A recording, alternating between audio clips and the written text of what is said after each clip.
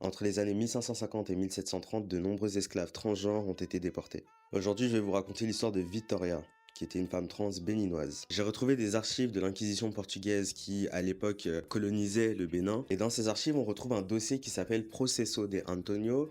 Antonio qui était le nom de naissance de Victoria, qui a décidé de s'appeler comme ça en arrivant au Portugal. Victoria provenait du Bénin, on disait que son apparence était assez ambiguë, qu'elle se comportait comme une femme, mais on n'en était pas vraiment sûr. Et surtout, les gens disaient régulièrement qu'ils la voyaient marcher avec un récipient d'eau sur la tête pour aller à la Chafariz del Rei, qui est en gros la fontaine du roi, et ça c'est les femmes qui le faisaient. Il y a eu un bon nombre de spéculations sur son sexe, parce qu'en fait elle le dissimulait, donc c'était vraiment le tucking en fait finalement qui existait déjà à cette période-là. Elle le dissimulait et les gens avaient des difficultés à savoir si vraiment elle avait un pénis ou non. Bref, il y avait des spéculations sur son entrejambe. Rien de nouveau finalement. Finalement, Victoria a été arrêtée par l'Inquisition pour sodomie.